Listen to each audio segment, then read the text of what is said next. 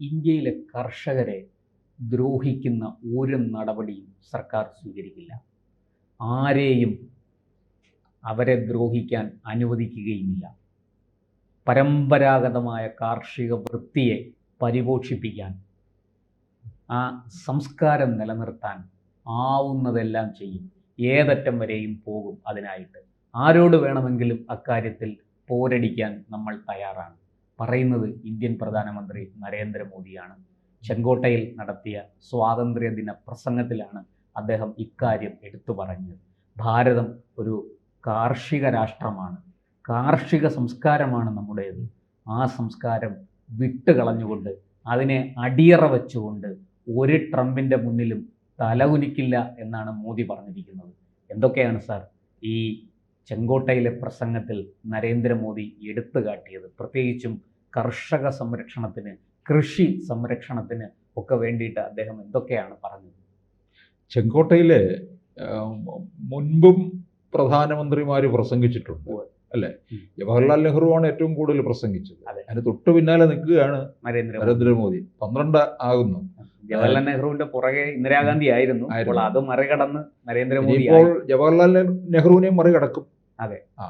പക്ഷെ അതിനിടയ്ക്ക് കാർഗെ പറയുകയുണ്ടായി, അടുത്ത സ്വാതന്ത്ര്യ ദിനത്തിന് വീട്ടിലായിരിക്കും പ്രസംഗിക്കുക എന്ന്. അത് പറഞ്ഞതിന് ശേഷം ഇതിപ്പോ രണ്ടാമത്തെ സ്വാതന്ത്ര്യ ദിനമായി. ഞാൻ ഓർക്കുന്നത്, മുൻകാലത്തും പ്രധാനമന്ത്രിമാരുണ്ടല്ലോ, അവരെല്ലാം ചെങ്കോട്ടയിൽ പ്രസംഗിച്ചിട്ടുണ്ടല്ലോ. അതെങ്ങാനും ആ പ്രസംഗത്തിന്റെ രേഖകൾ വല്ലതും ആരുടെയെങ്കിലും ഒരാളുടെയും മനസ്സിലുള്ളതും ആരും പറഞ്ഞു പോലും കേൾക്കുന്നില്ല. ഇല്ല, അതൊക്കെ രേഖകളുണ്ടാകും. പാർലമെന്റിൽ രേഖകളുണ്ടാകും. തീർച്ചയായിട്ടും പ്രധാനമന്ത്രിയുടെ പ്രസംഗമല്ലേ. പിറ്റേ ദിവസത്തെ പത്രങ്ങളിലെല്ലാം അത് വാർത്തയാകുകയും ചെയ്യും. പിന്നെ ആരുടെ മനസ്സിലൊന്നും കിട്ടും. പക്ഷെ ആരുടെയും മനസ്സിൽ നിൽക്കില്ല. പക്ഷെ നരേന്ദ്രമോദി 14 വന്ന കാലം മുതൽ നമ്മൾ എടുത്തു നോക്കിയാൽ മോദിജി പറഞ്ഞിട്ടുള്ള പല പ്രസംഗങ്ങളും എനിക്ക് മൻ കി ബാത്തിലെ ചില ലക്കങ്ങളിൽ ഇപ്പൊ ഏതാണ്ട് 123, 124 ലക്കമായി. എനിക്ക് ചില ലക്കങ്ങളിലെ ചില കാര്യങ്ങൾ എനിക്ക് ഓർമ്മയുണ്ട്. അപ്പോൾ ചോദിക്കും, കേരളത്തെക്കുറിച്ച് പറഞ്ഞ കാര്യങ്ങളല്ലേ? അല്ല, മറ്റിടങ്ങളെക്കുറിച്ച് പറഞ്ഞ കാര്യങ്ങളും ഒക്കെ ഞാൻ ഓർത്തു വെച്ചിട്ടുണ്ട്. അത്രയും അതാണ് പ്രധാനമന്ത്രിയിൽ നിന്ന് വരുന്ന കാര്യങ്ങളൊക്കെ അത്രയും ഗംഭീരമാണ്. ഇപ്പം ചെങ്കോട്ടയിൽ ഏതാണ്ട് 100-112 മിനിറ്റ് എങ്ങാണ്ടോ നീണ്ടു നിന്ന പ്രസംഗമായിരുന്നു. അതായത് ഒരു 2 മണിക്കൂറിനടുത്ത് എത്തി. 2 മണിക്കൂർ എന്നൊക്കെ പറയുന്നത് എനിക്ക് തോന്നുന്നു മോദിക്ക് വളരെ കുറവാണെന്നാണ് എനിക്ക് തോന്നുന്നത്. പിന്നെയും വേണം നിൽക്കും 1 മണിക്കൂറും കൂടി. അപ്പം അതിനകത്ത് അതിൽ പറഞ്ഞിരിക്കുന്ന അതിനകത്തെല്ലാം അന്തസത്തയുണ്ടെന്ന്. അല്ലാതെ വെറും ഒരു സ്വാതന്ത്ര്യദിന പ്രസംഗമല്ല. സ്വാതന്ത്ര്യദിന പ്രസംഗം എന്നൊക്കെ പറയുമ്പോൾ നമ്മൾ വിചാരിക്കുക കുറച്ച് കാര്യങ്ങൾ ഇന്ത്യയെ വെറുതെ ഒന്ന് വാഴ്ത്തി പോവുകയാണ്. അതൊന്നുമല്ല, നമ്മൾ ഇനി അങ്ങോട്ട് ചെയ്യേണ്ട കാര്യങ്ങൾ കൂടിയാണ് പറയുന്നത്. ഈ സ്വാതന്ത്ര്യദിന പ്രസംഗം കേൾക്കാനോ ആ ചടങ്ങിൽ പങ്കെടുക്കാനോ കാർഗെയും രാഹുൽ ഗാന്ധിയും വന്നിട്ടില്ല കേട്ടോ. അതുകൂടെ ഒന്ന് കൂട്ടിച്ചേർത്തേക്കാം.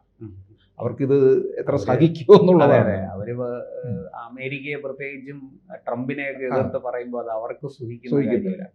അപ്പോൾ ഇതിനകത്ത് വളരെ 2000 ആദ്യം പറയുന്ന നമുക്ക് കർഷക രംഗത്തേക്ക് തന്നെ വരാം. ഈ തീരുവ പ്രശ്നത്തിനകത്ത് നമ്മുടെ രാജ്യം നട്ടം തിരിയും എന്നൊക്കെയാണ് പ്രധാന പ്രതിപക്ഷം അടങ്ങിയിരിക്കുന്നവരൊക്കെ പറഞ്ഞുകൊണ്ട് നടക്കുന്നത്. നരേന്ദ്രമോദി അതിനെയൊക്കെ വെല്ലുവിളിച്ചുകൊണ്ട് പറഞ്ഞിരിക്കുകയാണ്, ഇത് ട്രംപിന്റെ മുന്നിൽ നമ്മൾ മുട്ടുകുത്തുന്ന ഒരു പ്രശ്നമേ ഇല്ല. നമുക്കാവശ്യമായ കാര്യങ്ങളെല്ലാം നമ്മളിവിടെ ഉൽപ്പാദിപ്പിക്കുന്ന രീതിയിലേക്ക് മാറും. ലോകത്ത് ഒരു വൻ ശക്തിയായിട്ട് നമ്മൾ മാറാൻ പോവുകയാണ്. 2035 ഇന്ത്യ വളരെ സുരക്ഷിതമാക്കി മാറ്റും. ഒരു കവചം ഒരുക്കുമെന്ന്. ഈ സുദർശന ചക്രം എന്നാണ് അതിന് പേര് കൊടുത്തിരിക്കുന്നത് കേട്ടോ. അത് മഹാഭാരതത്തിലെ ശ്രീകൃഷ്ണന്റെ ഉപയോഗിച്ചിരിക്കുന്ന സുദർശന ചക്രമാണല്ലോ, അദ്ദേഹത്തിൻ്റെ ഒരു ആയുധമാണല്ലോ അത്. ആ പേരാണ് കൊടുത്തിരിക്കുന്നത്. ഇസ്രായേലിൻ്റെ ഒരു പ്രതിരോധ സംവിധാനമുണ്ടല്ലോ, അയൺ ഡോം, അതിനെ പോലും വെല്ലുന്ന തരത്തിലുള്ള ഒന്നായിരിക്കും. ഈ 10 വർഷം കൊണ്ടാണ് പറയുന്നത്, 2035 അതെ. പിന്നെ ഈ കാർഷിക ഇതിലേക്ക് വന്നാൽ, കാർഷിക ഇതിലേക്ക് വരുമ്പോൾ കർഷകരെ മുഴുവൻ സംരക്ഷിക്കുക എന്നുള്ളതാണ് ഏറ്റവും പ്രധാനപ്പെട്ട രാജ്യത്തിൻ്റെ നിലനിൽപ്പെന്ന് പറയുന്നത്. രാജ്യത്തിൻ്റെ അല്ല, ലോകത്തിൻ്റെ തന്നെ നിലനിൽപ്പെന്ന് പറയുന്നത് കാർഷിക വൃത്തിയാണ്. കർഷകനാണ്. കർഷകന് മണ്ണിൽ പണിയെടുക്കുന്ന കർഷകൻ ദൈവതുല്യമായിട്ട് തന്നെ അത് പണ്ട് കാണുക. നമ്മുടെ ലാൽ ബഹദൂർ ശാസ്ത്രിയാണ് അങ്ങനെ ഒരു ഇത് കൊണ്ടുവന്നത്. ജയ് ജവാൻ ജയ് കിസാൻ. ഈ പാകിസ്ഥാനുമായിട്ട് യുദ്ധം വന്നപ്പോൾ അദ്ദേഹം പറഞ്ഞു, ജവാനും കർഷകനും ഇത് രണ്ടുമാണ് നമ്മുടെ ബാക്ക് ബോൺ, ഇവർ രണ്ടും ഇല്ലാതെ നമുക്ക് നിലനിൽക്കാൻ പറ്റില്ല എന്ന് അന്ന് അദ്ദേഹം പറയുകയുണ്ടായി. അങ്ങനെയാണ് അദ്ദേഹം ജയ് ജവാൻ ജയ് കിസാൻ എന്നൊരു മുദ്രാവാക്യം തന്നെ അദ്ദേഹം കൊണ്ടുവന്നത്. ശരിയാ പ്രശാന്ത്, അത് കാരണം ഇപ്പം ഞാൻ ചോദിച്ചോട്ടെ, ഞാനും പ്രശാന്തും ഇങ്ങനെ ഇരുന്ന് സംസാരിക്കുന്നു, എന്തുകൊണ്ടാണ് നമുക്ക് അന്നം, നമ്മൾ ഭക്ഷണം കഴിച്ചിട്ട് ആരോഗ്യത്തോടുകൂടി ഇരിക്കുന്നു. അതെ, ഉപനിഷത്തിൽ പറയുന്നുണ്ടല്ലോ, അന്നം ന നിന്ദ്യ, അന്നത്തെ നിന്ദിക്കരുത്. അതെ, അന്നത്തിന്റെ പ്രാധാന്യത്തെ കുറിച്ചല്ല അതിനകത്ത് പറയുന്നുണ്ട്. അന്നം വൈ ബ്രഹ്മ, അന്നം ബ്രഹ്മമാകുന്നു. പണ്ട് സ്കൂളിലൊക്കെ പഠിക്കുന്ന സമയത്ത് ഈ കുട്ടികളോടൊക്കെ പിന്നെ അച്ഛൻ എന്ത് ചെയ്യുന്നു എന്നൊക്കെ ഓരോരുത്തർ ചോദിക്കുമ്പോൾ ചിലരൊക്കെ ഡോക്ടർ, എഞ്ചിനീയർ, മറ്റേ അണ്ടർ സെക്രട്ടറി, വലിയ വലിയ ഉദ്യോഗസ്ഥന്മാരെ, എൻ്റെ അച്ഛൻ കൃഷിക്കാരൻ എന്ന് പറയാൻ മടിച്ചിരുന്ന ഒരു കാലം ഉണ്ടായിരുന്നു എന്നുള്ളതാണ് കേട്ടോ. കൃഷിക്കാരൻ എനിക്ക് തോന്നുന്നു അതിനും മേലെയാണ് ഈ ഡോക്ടർക്കും എഞ്ചിനീയർക്കും IPS നും IAS നും ഒക്കെ മേലെയാണ് കർഷകൻ. സയന്റിസ്റ്റുകൾക്കും ഒക്കെ നിലനിൽക്കണമെങ്കിൽ, അവരുടെ ബുദ്ധി പ്രവർത്തിക്കണമെങ്കിൽ ചിന്താശേഷി വേണം, ആഹാരം വേണ്ട. അപ്പൊ കൃഷിക്കാരൻ കഴിഞ്ഞിട്ടേ ഉള്ളൂ. നമുക്ക് ഞാൻ ചോദിച്ചു, നരേന്ദ്രമോദി വന്നതിന് ശേഷമല്ലേ നമ്മൾ കാണുന്നത് ഈ പത്മ അവാർഡുകൾ കർഷകർക്കും കൂടി മുമ്പ് പത്മ അവാർഡുകൾ കൊടുത്തിരിക്കുന്നതൊക്കെ കുറെ പ്രാഞ്ചിയേട്ടന്മാർക്കായി. ഇപ്പൊ അതൊക്കെ മാറി. നമ്മൾ അറിയാത്ത ഈ കുപ്പയിൽ കിടക്കുന്ന മാണിക്യം, അതെ, കുപ്പയിലും മാണിക്യം ഉണ്ടല്ലോ, ജലസംരക്ഷണം നടത്തുന്നവർ, ജലം വേണ്ട വിധത്തിൽ സംരക്ഷിക്കാൻ ഭൂമിയെ ഒരുക്കുന്നവർ, അതുപോലെ ഈ അപൂർവ വിത്തുകൾ സംരക്ഷിക്കുക. വയനാട്ടിൽ ഒരു കർഷകൻ കിട്ടിയിട്ടുണ്ട് പത്മശ്രീ. അതെ, അങ്ങനെ മാത്രമല്ല നാട്ടുമരുന്നുകൾ, പാരമ്പര്യ വൈദ്യം, നമ്മുടെ ഇവിടെ വിദൂര ഭാഗത്ത് ലക്ഷ്മിക്കുട്ടിയമ്മ, അങ്ങനെയൊക്കെ ഉള്ള ധാരാളം പേർക്ക്. ഈ ലക്ഷ്മിക്കുട്ടിയമ്മയെ നേരത്തെ എത്ര പേർക്ക് അറിയാം അല്ലേ? അതുപോലെ തന്നെ സാർ, ഈ കുട്ടികളെ ഭിക്ഷാടനത്തിന് തെരുവിലലയുന്ന കുട്ടികളെ അവിടെ നിന്ന് കണ്ടെത്തിക്കൊണ്ടുവന്ന് പുനരധിവസിപ്പിക്കുന്ന ആളിന് ഇവർക്കൊക്കെ പത്മശ്രീയും മറ്റുമൊക്കെ കിട്ടുന്നു.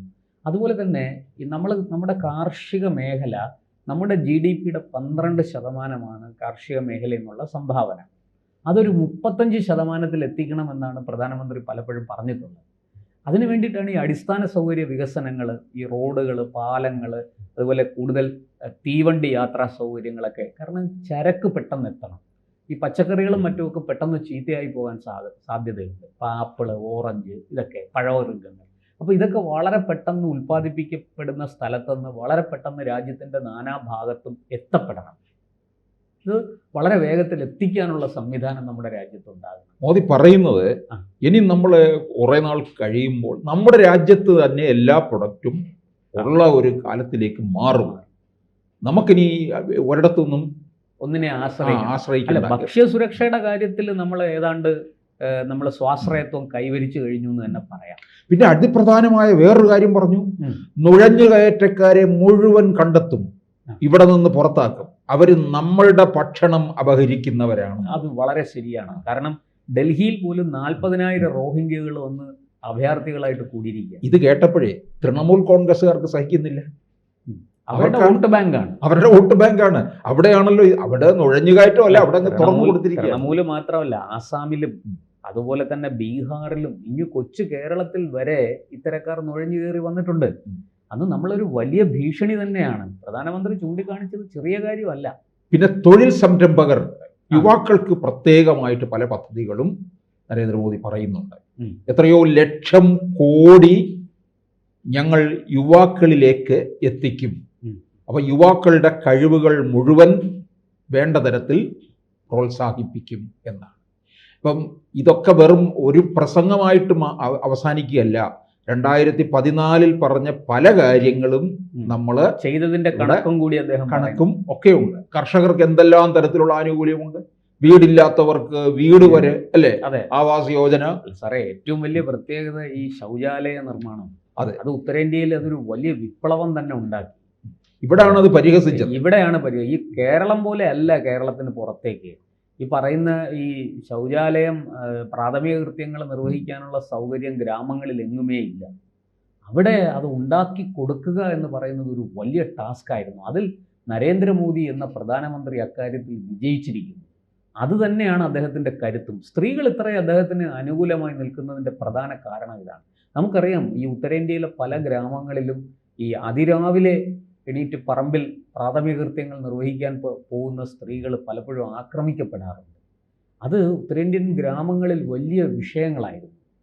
അത് ഇപ്പോൾ കൃത്യമായിട്ട് പരിഹരിക്കപ്പെട്ടിരിക്കുന്നു ഈ സംവിധാനത്തിലൂടെ.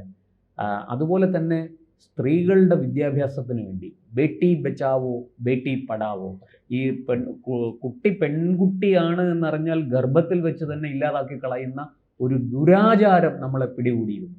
അവിടെ നിന്നും അതിന് വലിയ മാറ്റം ഉണ്ടാക്കിയെടുക്കാൻ നരേന്ദ്രമോദിക്ക് സാധിച്ചു. പെൺമക്കൾ അവശകുനങ്ങളല്ല, അവ നമ്മുടെ ഏറ്റവും വലിയ സ്വത്താണ് അവർ എന്ന് രാജ്യത്തെ ബോധ്യപ്പെടുത്താനും സംസ്കാരത്തെ തന്നെ ഒരു ചീത്തയായ സംസ്കാരത്തെ, തെറ്റായ സംസ്കാരത്തെ മാറ്റിയെടുക്കാനും അദ്ദേഹത്തിന് സാധിച്ചു എന്നുള്ളത് അതൊരു വലിയ നേട്ടം തന്നെ. എന്തായാലും ചെങ്കോട്ടയിലെ മറ്റു കാര്യങ്ങൾ നമുക്ക് വിശദമായിട്ട് ചർച്ച ചെയ്യാനുള്ള സമയമില്ല. കൂടുതൽ വരും ദിവസങ്ങളിൽ നമുക്ക് അതിനെക്കുറിച്ച് കൂടുതൽ വിവരങ്ങൾ അറിയാൻ സാധിച്ചേക്കും.